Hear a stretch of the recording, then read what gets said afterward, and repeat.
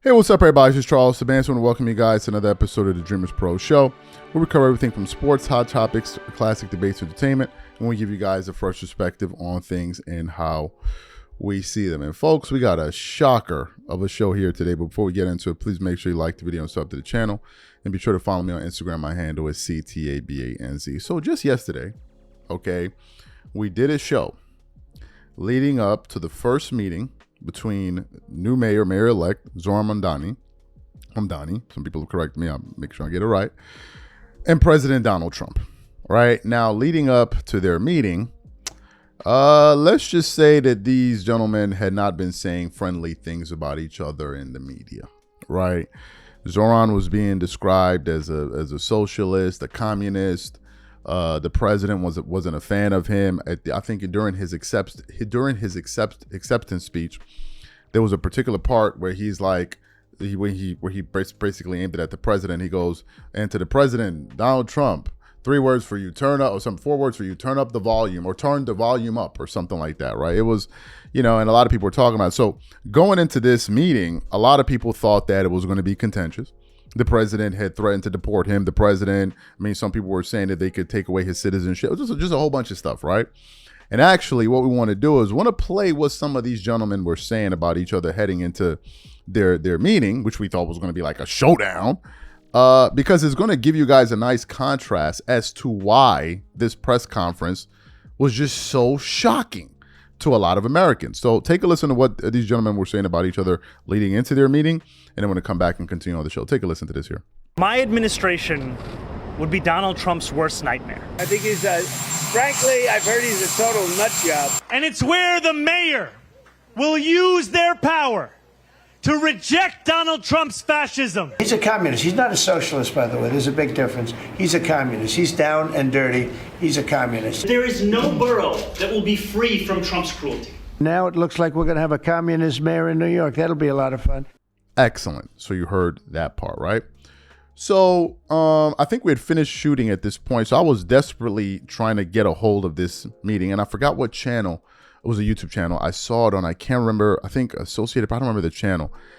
So I went there to start, to see them talking, and they were actually in the Oval Office, right? And the president, as he customarily does, he's sitting down in a chair, and then Zohran was standing up beside him, fielding questions from reporters.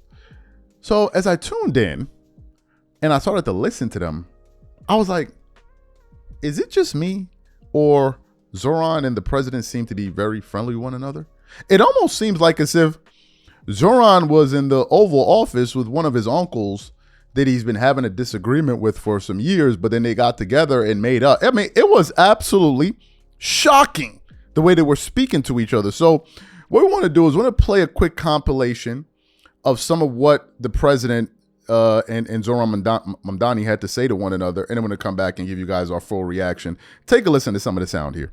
Just had a great meeting, a really good, very productive meeting. We have one thing in common. We want this city of ours that we love to do very well. And I wanted to congratulate the mayor. He really ran an incredible race against, a lot of smart people, starting with the early primaries against some very tough people, very smart people. And he beat them easily. And I congratulated him. I think you're going to have, hopefully, a really great mayor. The better he does, the happier I am, I will say. There's no difference in party. There's no difference in anything. And we're going to be helping him to make everybody's dream come true, having a strong and very safe New York. And congratulations, Mr. Mayor. Thank you, Mr. President. Thank you. I appreciate it. Please. The meeting with the president, and as he said, it was a productive meeting focused on a place of shared admiration and love, which is New York City, and the need to deliver affordability to New Yorkers, the 8.5 million people who call our city their home, who are struggling to afford life in the most expensive city in the United States of America. We spoke about rent, we spoke about groceries, we spoke about utilities, we spoke about the different ways in which people are being pushed out, and I appreciated the time with the president, I appreciated the conversation. I look forward to working together to deliver that affordability for New York. Mamdani is a communist. Can you describe why you feel that way? And also, will you do anything to stop him from arresting Prime Minister Netanyahu if he visits New York?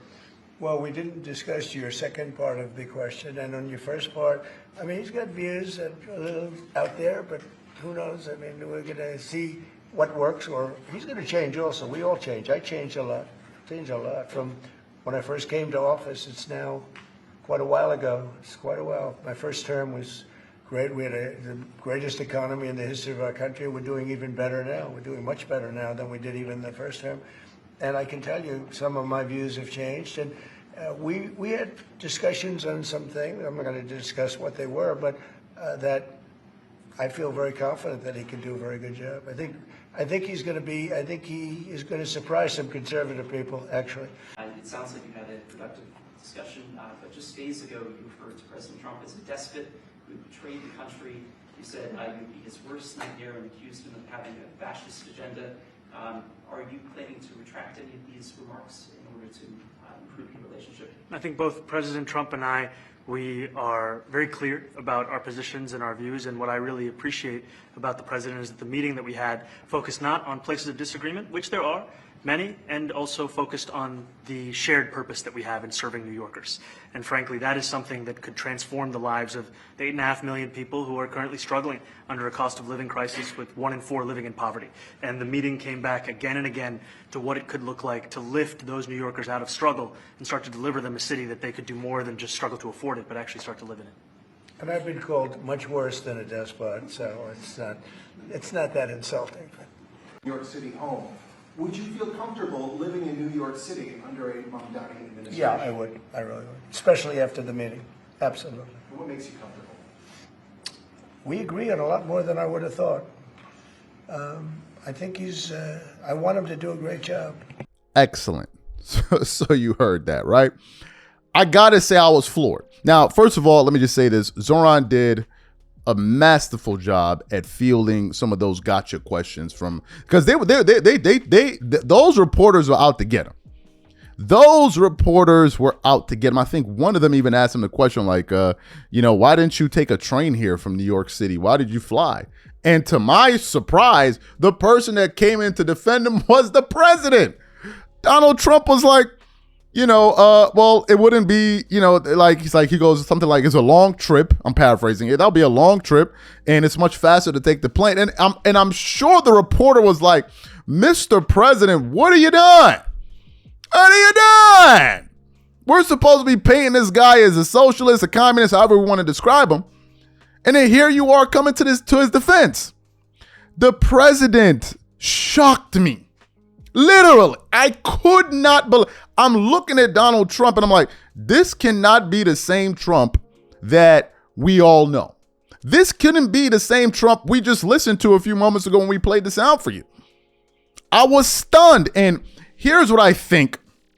Here's what I think happened. All right. Here's what I think happened. This is just my take on it. I think that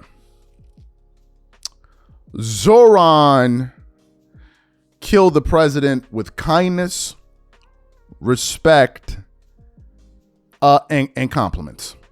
I think that's what happened. Obviously, none of us were behind their closed door meeting, but I think that's what happened. Donald Trump and Patrick David brought up this point, which was an astute observation.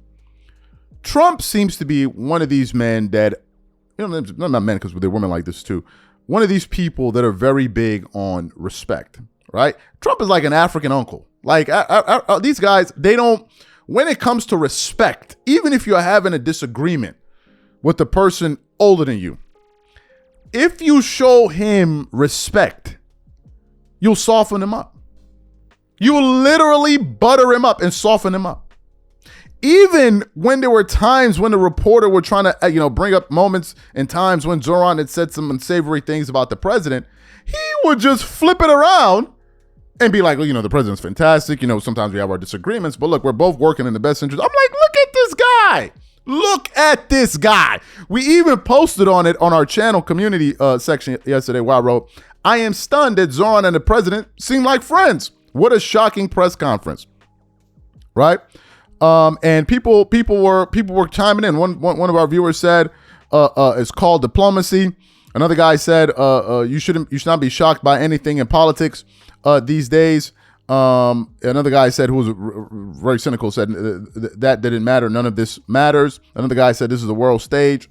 And a few other people chimed in. Look, to me, that was a shocker.